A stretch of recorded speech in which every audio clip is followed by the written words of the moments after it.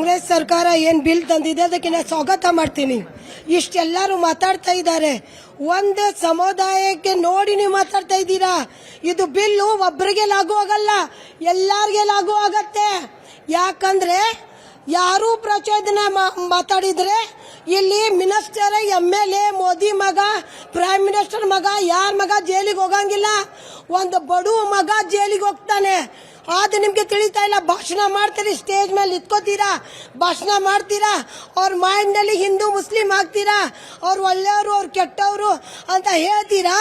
ಆಮೇಲೆ ಹೋಗಿ ಮನೆಯಲ್ಲಿ ಆರಾಮಾಗಿ ಮಕ್ಕೋತೀರಾ. ನಿಮ್ಮ ಮಕ್ಕಳಿಗೆ ವಿದೇಶಿಗೆ ಓದಿಸ್ಲಿಕ್ಕೆ ಕಳಿಸ್ತೀರಾ.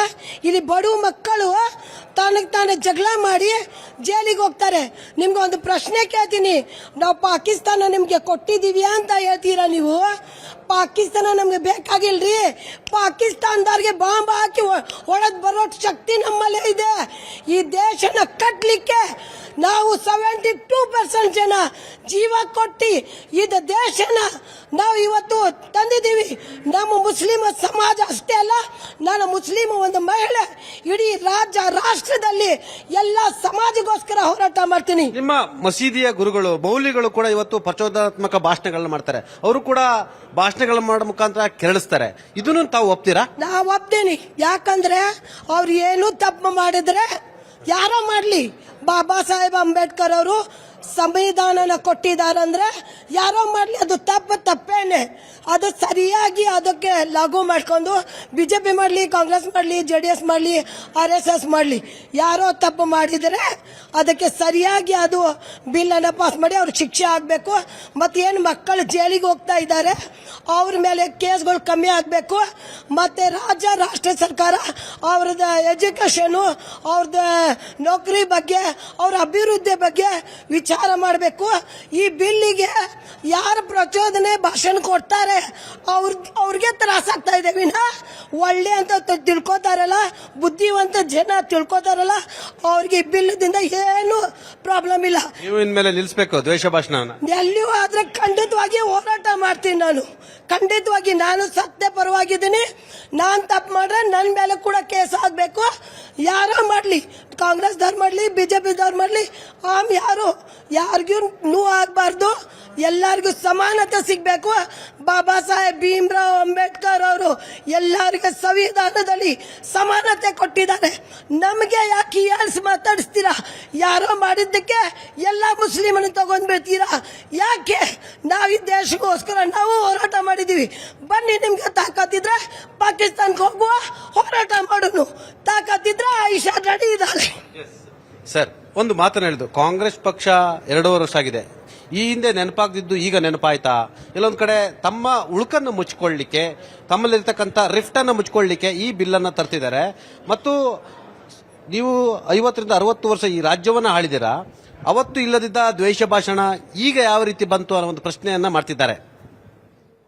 ಸ್ವಾತಂತ್ರ್ಯ ಬಂದಾಗ ಎಲ್ಲ ರಾಜಕೀಯ ಪಕ್ಷಗಳಲ್ಲೂ ಕೂಡ ಹೆಚ್ಚಿಗೆ ಪ್ರಬುದ್ಧರು ಇರ್ತಾ ಇದ್ರು. ಸಂವಿಧಾನಬದ್ಧವಾಗಿರ್ತಕ್ಕಂಥ ನಡವಳಿಕೆಗಳನ್ನು ಅವರು ಗಮನಿಸಿಯೇ ಮಾತನಾಡ್ತಿದ್ರು. 40-50 ವರ್ಷದಲ್ಲಿ ಈ ರೀತಿಯಾದಂಥ ವಾತಾವರಣಗಳಿರಲಿಲ್ಲ. ಆದರೆ ಇತ್ತೀಚಿನ ದಿನಗಳಲ್ಲಿ ಏನಾಗಿದೆ ಅಂದರೆ, ಸಂವಿಧಾನ ಅಂದರೆ ಏನು ಅಂತ ಹೇಳೋದು, ಸಂವಿಧಾನದ ಪೀಠಿಕೆ ಅಂದರೆ ಏನು ಅಂತೇಳಿ ಅರ್ಥ ಮಾಡ್ಕೊಂಡಲ್ಲೇ ರಾಜಕೀಯ ಪಕ್ಷಗಳು ಇವತ್ತು ದ್ವೇಷ ಭಾಷಣಗಳನ್ನು ಹೇಳ್ತಕ್ಕಂಥದ್ದು, ಅಂದರೆ ಮತಗಳನ್ನು ಒಗ್ಗೂಡಿಸತಕ್ಕಂಥ ಕೆಲಸವನ್ನು ಮಾಡೋದಕ್ಕೋಸ್ಕರ ಭಾಷಣಗಳನ್ನ ಮಾಡ್ತಕ್ಕಂಥದ್ದು. ಭಾಷಣದ ಮುಖೇನ ಇವತ್ತು ಮತವನ್ನು ತಗೊಳ್ತಕ್ಕಂಥ ಪ್ರಯತ್ನಗಳನ್ನ ಮಾಡ್ತಾ ಇರ್ತಕ್ಕಂಥದ್ದು. ಅದ್ರ ಜೊತೆಗೆ ಇತ್ತೀಚೆಗೆ ಏನಾಯಿತು ಅಂದರೆ, ಕೇಂದ್ರದಲ್ಲಿ ಸಚಿವರಾಗಿರ್ತಕ್ಕಂಥವ್ರು, ಕೇಂದ್ರ ಸರ್ಕಾರವನ್ನು ಪ್ರತಿನಿಧಿಸ್ತಾ ಇರ್ತಕ್ಕಂಥವ್ರು, ಅವ್ರು ಹೇಳ್ತಿದ್ದೇನು ಅಂತ ಹೇಳಿದ್ರೆ, ನಾವು ಬಂದಿರೋದೇ ಸಂವಿಧಾನವನ್ನು ಬದಲಾವಣೆ ಮಾಡೋಕ್ಕೆ, ಸಂವಿಧಾನವನ್ನು ಬದಲಾವಣೆ ಮಾಡೇ ಮಾಡ್ತೀವಿ, ಅದೇ ನಮ್ಮ ಗುರಿ ಅಂತಕ್ಕಂಥ ಮಾತನ್ನ ಹೇಳಬೇಕಾದಾಗ ಅದನ್ನು ಯಾರು ಕೂಡ ಟೀಕೆ ಮಾಡಲಿಲ್ಲ, ಯಾರನ್ನೂ ಕೂಡ ಅದನ್ನ ಅಲ್ಲಗಳಿಲಿಲ್ಲ. ಈ ವಿದ್ಯಮಾನಗಳು ನಡ್ಕೊಂಡು ಬರ್ತಾ ಏನಾಯಿತು, ಇತ್ತೀಚಿನ ದಿನಗಳಲ್ಲಿ ಮತದಾರರನ್ನು ಓಲೈಸೋಕ್ಕೋಸ್ಕರ ದ್ವೇಷ ಭಾಷಣಗಳನ್ನ ಆಡ್ತಕ್ಕಂಥದ್ದು, ಜನಾಂಗೀಯ ಸಮಸ್ಯೆಗಳನ್ನ ಹುಟ್ಟಾಕ್ತಕ್ಕಂಥ ಕೆಲಸಗಳು ಆಗ್ತಾ ಇರತಕ್ಕಂಥದ್ದು. ಇದು ಇವತ್ತು ರಾಜಕೀಯ ಪಕ್ಷಗಳು ಇವತ್ತು ಲಿಮಿಟ್ ಮೀರಿ, ಅಂದರೆ ಒಂದು ಅಂಕೆಯನ್ನು ಮೀರಿ ನಡ್ಕೊಳ್ತಾ ಇರತಕ್ಕಂಥದ್ದು, ಮಾಡ್ತಾ ಇರತಕ್ಕಂಥ ಭಾಷಣದಿಂದಾಗಿ ಈ ರೀತಿಯಾದಂಥ ಪ್ರಕ್ಷುಬ್ಧವಾದಂಥ ವಾತಾವರಣ ಸೃಷ್ಟಿಯಾಗಿರ್ತಕ್ಕಂಥದ್ದು. ನಾವು ಹೇಳ್ತೀವಿ, ಇವತ್ತು ನಾವು ನಮ್ಮ ಧರ್ಮ ಏನ್ ಹೇಳ್ತದೆ ಅಂತಂದ್ರೆ ಸನಾತನ ಧರ್ಮದಲ್ಲಿ ವಸುದೈವ ಕುಟುಂಬಕಂ ಅಂದ್ರೆ ಪ್ರಪಂಚದಲ್ಲಿ ಇರ್ತಕ್ಕಂಥವ್ರು ಎಲ್ಲರೂ ಒಂದೇ, ನಾವೆಲ್ಲರೂ ಒಂದೇ ಅಂತಕ್ಕಂಥ ಆ ನೀತಿಯನ್ನು ಭಾರತೀಯ ಜನತಾ ಪಕ್ಷ ಹೇಳ್ತಾರೆ ಹಿಂದೂಗಳೆಲ್ಲ ಒಂದೇ ಅಂತ. ನೀವು ಅವ್ರು ಏನಾದ್ರೂ ಹೇಳ್ಕೊಳ್ಳಿ, ವಸುದೈವ ಕುಟುಂಬಕಂ ಅಂದ್ರೆ ಅದನ್ನ ನಾವು ಒಪ್ಕೊಂಡಿರ್ತಕ್ಕಂಥದ್ದು.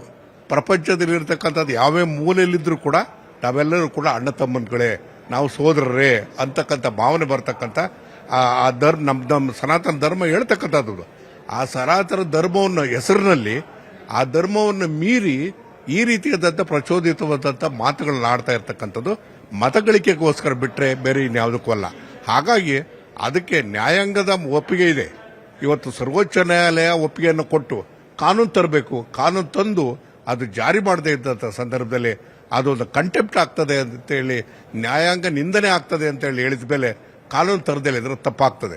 ಕೇವಲ ಕರ್ನಾಟಕ ಅಲ್ಲ, ಇಡೀ ದೇಶದಲ್ಲಿ ಎಲ್ಲ ರಾಜ್ಯಗಳು ಕೂಡ ಈ ರೀತಿಯಾದಂಥ ಕಾನೂನುಗಳನ್ನ ತರತಕ್ಕಂಥ ಅನಿವಾರ್ಯತೆ ಇವತ್ತು ಮುಂದೆ ಬಂದು ಒದಗಿದೆ.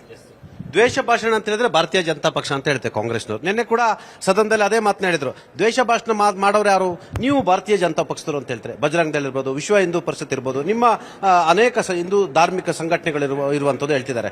ನೀವು ಆ ಮುಖಾಂತರ ಸಮಾಜದಲ್ಲಿ ಪ್ರಚೋದನೆಯನ್ನು ಮಾಡಿ ಸಣ್ಣ ಸಣ್ಣ ಸಮುದಾಯದವರ ಮಕ್ಕಳನ್ನ ಬಳಸ್ಕೊಳ್ತಿದ್ದೀರಾ ಅಂತ ಹೇಳ್ತಿರ್ತಕ್ಕಂಥದ್ದು. ಹಾಗಾದ್ರೆ ದ್ವೇಷ ಭಾಷಣ ಮಾಡೋದು ಸರಿಯೋ ತಪ್ಪೋ ಸರ್? ಮಾತಾಡಿದ್ದೆಲ್ಲ ದ್ವೇಷ ಅಂತೇಳಿ ಅರ್ಥ ಮಾಡಿಕೊಳ್ಳುವಂತ ಮಾನಸಿಕತೆ ಕಾಂಗ್ರೆಸ್ ಇಂದು. ನಾವೇನ್ ಮಾತಾಡ್ತೀವಿ? ಒಂದೇ ಮಾತ್ರ ಬಂಕಿಂ ಚಂದ್ರ ಚಟರ್ಜಿಯವರು ಬರೆದ್ರು. ಸ್ವಾತಂತ್ರ್ಯ ಹೋರಾಟಕ್ಕೆ ಶಕ್ತಿ ಕೊಟ್ಟಂತ ಗೀತೆ, ಅದನ್ನು ತುಂಡು ಮಾಡಿದ್ದು ಮುಸ್ಲಿಂ ಲೀಗಿಗೋಸ್ಕರ ಅಂತ ಹೇಳಿ ನಾವು ಹೇಳಿದ್ರೆ ಅದು ಬಿಜೆಪಿಯವ್ರ ಭಾಷಣ, ಅದು ಬೇರೆಯವ್ರ ಮೇಲೆ ನೋವು ಮಾಡುವಂತ ಮಾತು ಅಂತ ಹೆಂಗೆ ಹೇಳ್ತಾರೆ? ನಾವು ಸತ್ಯ ಹೇಳ್ತಾ ಇದ್ದೇವೆ. ಭಜನೆಯನ್ನು ತುಂಡು ಮಾಡಿದ್ರು. ಗಾಂಧೀಜಿಯವರು ಏನು ಭಜನೆ ಮಾಡ್ತಾ ಇದ್ರು, ರಾಮನ ಭಜನೆಯನ್ನ, ಅಲ್ಪಸಂಖ್ಯಾತರಿಗೆ ನೋವಾಗತ್ತೆ ಅಂತ ಹೇಳಿ ಭಜನೆಯನ್ನು ತುಂಡು ಮಾಡಿದ್ರು ಅಂತ ನಾವು ಹೇಳ್ತೀವಿ. ಮುಸ್ಲಿಂ ಲೀಗಿಗೋಸ್ಕರ ಈ ಥರದೆಲ್ಲ ವಿಶೇಷವಾದಂಥ ರೀತಿ ಒಳಗಡೆ ಎಲ್ಲ ಸಂಗತಿಗಳನ್ನು ಮಾಡಿದ್ರೆ, ನಾವು ಇದನ್ನು ಮಾಡಿದ್ದೀರಾ ಅಂತ ಹೇಳಿ ಕಾಂಗ್ರೆಸ್ನವ್ರಿಗೆ ಹೇಳಿದ್ರೆ ನೀವಿದು ದ್ವೇಷ ಭಾಷಣ ಅಂತ ಹೇಗೆ ಕರಿತೀರಿ? ಸತ್ಯ ಸಂಗತಿ ತಿಳಿಸ್ತಾ ಇರೋದು ನಾವು ಜನಕ್ಕೆ, ಈ ದೇಶಕ್ಕೆ ಏನೇನೆಲ್ಲ ಮಾಡಿದ್ದೀರಿ ನೀವು ಅಂತ ಹೇಳಿ. ಸ್ವಾತಂತ್ರ್ಯ ಹೋರಾಟಕ್ಕೋಸ್ಕರ ಕೆಲಸ ಮಾಡಿದೆ ಅಂತ ಹೇಳ್ತೀರಿ. ನೀವೇನು ಮಾಡಿದ್ದೀರಿ ಅಂತ ನೀವು ಪ್ರಶ್ನೆ ಕೇಳ್ತೀರಿ. ಸ್ವಾತಂತ್ರ್ಯಕ್ಕೋಸ್ಕರ ಕೆಲಸ ಮಾಡುವಂತ ಸಂದರ್ಭದೊಳಗಡೆ ವಿಶೇಷವಾದಂಥ ಶಕ್ತಿ ಕೊಟ್ಟಂತ ಒಂದೇ ಮಾತ್ರ ನಮ್ಮ ಗೀತೆಯನ್ನ ತುಂಡರಿಸಿದ್ರಲ್ಲ ಕಾಂಗ್ರೆಸ್ನವರು. ಯಾಕೆಂದ್ರೆ ಅಲ್ಲಿ ದುರ್ಗೆ ಬರ್ತಾಳೆ ಅಂತೇಳಿ. ದುರ್ಗೆ ಅಂತ ಹೇಳಿದ್ರೆ ನಾವೇನೋ ಯಾವುದೋ ಒಂದು ಪ್ರತಿಮೆ ಹೇಳಿದ್ದಲ್ಲ ನಾವು. ಆದ್ರೆ ದುರ್ಗೆ ಅಂತ ಹೇಳಿದ್ರೆ ಶಕ್ತಿ, ಅದು ಈ ದೇಶ ಶಕ್ತಿ ಆರಾಧನೆ ಮಾಡುವಂಥದ್ದು. ಆ ಪದ ಇರೋದ್ರಿಂದ, ಆ ಒಂದು ನುಡಿ ಇರೋದ್ರಿಂದ ಅದು ನಮಗೆ ಇಷ್ಟ ಆಗೋದಿಲ್ಲ ಅಂತ ಹೇಳಿ. ಯಾವ್ದೋ ಮಸೀದಿ ಮುಂದೆ ಭಾಷಣವನ್ನು ಮಾಡ್ತೀರಾ, ಮಸೀದಿ ಮುಂದೆ ಆ ಮಸೀದಿಗೆ ನುಗ್ಗಿ ಹೊಡಿಬೇಕು ಅಂತೀರಾ. ಆ ಸಂದರ್ಭದಲ್ಲಿ ಪ್ರಚೋದನೆ ಉಂಟಾಗಲ್ಲ ಸ್ವಾಮಿ? ನಮ್ಮ ಕಣ್ಮುಂದೆ ಎಷ್ಟು ಉದಾಹರಣೆಗಳಿದಾವೆ. ನಾವು ಹೊಡಿಬೇಕು ಅಂತ ಎಲ್ಲೂ ಹೇಳಿಲ್ಲ. ಆದ್ರೆ ಪೊಲೀಸ್ ಸ್ಟೇಷನ್ಗೆ ಬೆಂಕಿ ಹಾಕಿದವರೆಲ್ಲ ನೀವು ಅಣ್ಣ ತಮ್ಮಂದ್ರು ಅಂತ ನೋಡ್ತೀರಿ ನೀವು. ನಾವ್ ಯಾರಿಗೂ ನುಗ್ಗಿ ಹೊಡಿರಿ ಅಂತ ಹೇಳಲೇ ಇಲ್ಲ. ಆದ್ರೆ ನೀವು ಯಾವ ಪೊಲೀಸ್ ಸ್ಟೇಷನ್ಗೆ ಹೋಗಿ ಬೆಂಕಿ ಹಚ್ಚಿದ್ರು ಅವರೆಲ್ಲರೂ ನಮ್ಮ ಬ್ರದರ್ಸ್ ಅಂತ ಕರೆದಿದ್ದೀರಿ. ಹಾಗಾದ್ರೆ ಯಾರು ದ್ವೇಷ ಭಾವನೆ ಮುಟ್ತಾ ಇರೋದು? ಯಾರನ್ನ ಒಪ್ಕೊಳ್ತಾ ಇದ್ದೀರಿ? ಇದು ಯೋಚನೆ ಆಗಬೇಕಾದಂತ ಸಂಗತಿ. ನೋಡಿ, ನೀವು ಇವತ್ತು ತಂದಿದ್ದೀರಿ ಕಾನೂನು ತರಬೇಕು ಅಂತ ಹೊರಟಿದ್ದೀರಿ. ಏನ್ ತರ್ತಿದ್ದೀರಿ? ಅದರೊಳಗಡೆ ಏನೇನೋ ಬರೀಬಾರದು, ಬರವಣಿಗೆ ಮೇಲೆ ತರ್ತಾ ಇದ್ದೀರಿ, ಮಾತಾಡಬಾರದು, ವಾಕ್ ಸ್ವಾತಂತ್ರ್ಯ, ಸಂವಿಧಾನದೊಳಗಡೆ ಏನೇನೆಲ್ಲ ನಮಗೆ ಅವಕಾಶ ಕೊಟ್ಟಿದೆ ಒಬ್ಬ ವ್ಯಕ್ತಿಗೆ, ಅದ್ರ ಮೇಲೆ ನೀವು ಹಿಡಿತವನ್ನು ಸಾಧಿಸಬೇಕು ಅಂತ ಹೊರಟಿದ್ದೀರಿ. ಮತ್ತೊಮ್ಮೆ ತುರ್ತು ಪರಿಸ್ಥಿತಿಯ ಮಾನಸಿಕತೆಯನ್ನು ಬಿತ್ತುತ್ತಾ ಇದ್ದೀರಿ. ವಾಕ್ ಸ್ವಾತಂತ್ರ್ಯ, ಪತ್ರಿಕಾ ಸ್ವಾತಂತ್ರ್ಯ ಹರಣ ಮಾಡಿದ್ಯಾರು? ನಾವು. ಆ ತುರ್ತು ಪರಿಸ್ಥಿತಿ ಯಾರು ಈ ದೇಶದಲ್ಲಿ? ಇದನ್ನು ಹೇಳಿಬಿಟ್ರೆ ನಿಮಗೆ ನಾವು ಸಿಕ್ಕಾಪಟ್ಟೆ ದ್ವೇಷ ಭಾಷಣವನ್ನು ಮಾಡ್ತೀವಿ ಅಂತೇಳಿ. ನೋಡಿ, ಕಾಂಗ್ರೆಸ್ ಈ ದೇಶಕ್ಕೆ ಒಳ್ಳೇದು ಮಾಡಬೇಕು ಅಂತ ಹೇಳಿದ್ರೆ ಏನ್ ಮಾಡಬೇಕು? ಇರುವಂತ ಕಾನೂನುಗಳೆಲ್ಲ ಬಿಗಿ ಮಾಡಬೇಕು. ಅಧಿಕಾರ ಇದ್ದಾಗ 108 ಕಾನೂನುಗಳನ್ನು ತರುವಂತ ಅವಶ್ಯಕತೆ ಇಲ್ಲ. ಶಿವಮೊಗ್ಗದಲ್ಲಿ ಕಾಂಗ್ರೆಸ್ನವರು ಹೇಳ್ತಾರೆ ಚೆನ್ನಿ ಅಂದ್ರೆ ದ್ವೇಷ ಭಾಷಣ, ದ್ವೇಷ ಭಾಷಣ ಅಂದ್ರೆ ಚೆನ್ನಿ ಅಂತ ಹೇಳ್ತಾರೆ. ಅವರಿಗೆ ತಿಂದಿದ್ದನ್ನ ಜೀರ್ಣ ಆಗೋದಿಲ್ಲ. ಪಾಪ ಇವ್ರ ಬಗ್ಗೆ ನಾನು ಹೇಳೋದಿಲ್ಲ, ಯಾಕಂದ್ರೆ ನಮ್ಮ ಬಗ್ಗೆ ಬಹಳ ಗೌರವ ಇಟ್ಕೊಂಡಿರೋರು ಅನೇಕರು ಹೇಳ್ತಾರೆ. ಯಾಕಂದ್ರೆ ಕಾಂಗ್ರೆಸ್ನಲ್ಲಿ ಅನೇಕ ಹಿರಿಯರು ಈಗಿನ ಕಾರ್ಯದ ವೈಖರಿಯನ್ನು ನೋಡಿ ನೋವು ಮಾಡ್ಕೊಂಡಿರೋದ ಮನಸ್ಸು. ಇದು ಕೂಡ ಪಕ್ಕದಲ್ಲಿ ಕೂತಿರೋರು. ಇದು ಒಂದು ವ್ಯವಸ್ಥೆ. ಹಾಗಾಗಿ ನಾವು ಏನು ಮಾತಾಡಿದ್ರು ದ್ವೇಷ ಭಾಷಣ ಅಂತ ಒಂದು ತೀರ್ಮಾನ ತಗೊಳ್ಳುವಂತ ಮಾನಸಿಕತೆ ಕಾಂಗ್ರೆಸ್ಸಿನ ಪ್ರವೃತ್ತಿ ಆಗಿದೆ. ಸುಮ್ಮನೆ ಒಂದು ಮಾತಿಗೆ ಹೇಳ್ತೇನೆ, ಅನ್ಯವಾಗಿದ್ರ ಇಲ್ಲೋ ಹಿಂದೂ ಸಮಾಜ RSS ಸಾವರ್ಕರನ್ನು ಬೈಯುವಂತ ಕಾಂಗ್ರೆಸ್ ನೆಮ್ಮದಿ ತಂದ್ಕೊಡುತ್ತಾ? ಇಲ್ಲಿರುವಂತ ನಮ್ಮ ಪ್ರಿಯಾಂಕಾ ಖರ್ಗೆ ಮಾತೆತ್ತಿದ್ರೆ ಸಾವರ್ಕರ್ ಬಗ್ಗೆ ಮಾತಾಡ್ತಾರಲ್ಲ, ಇದು ದ್ವೇಷ ಭಾಷಣ ಅಲ್ವಾ? ಅರ್ಜೆಂಟ್ DCM ಆಗಿ ನೀವು CM ಆಗು ಮಾರಾಯ, ಬೇಡ ಅಂತ ಹೇಳಲ್ಲ. ಆದ್ರೆ ನೀವು ಏನ್ ಮಾಡಕ್ ಹೊರಟಿದ್ದೀರಿ? ಇಲ್ಲಿ ಇದೇ ವಿಧಾನಸೌಧದೊಳಗೆ ಒಳಗಡೆ ಸಾವರ್ಕರ್ ಇದ್ದಾರೆ, ಸಾವರ್ಕರ್ ಫೋಟೋ ಇದೆ, ದೇಶಕ್ಕೋಸ್ಕರ ಬಲಿದಾನ ಆದಂತ ಒಬ್ಬ ವ್ಯಕ್ತಿ. ಹೀಗಿರುವಂತ ಸಾವರ್ಕರ್ ಫೋಟೋ ಇಲ್ಲಿರುವಂತ ಸಂದರ್ಭದೊಳಗಡೆ ಸಾವರ್ಕರ್ ಬಗ್ಗೆ ಅವಹೇಳನಕಾರಿಯ ಮಾತುಗಳು ವಿಧಾನಸಭೆ ಒಳಗಡೆ ನಡೆಯುತ್ತೆ. ಹಾಗಾದ್ರೆ ಏನ್ ನಡೆಸ್ತಾ ಇದ್ದಾರೆ ಇವರು?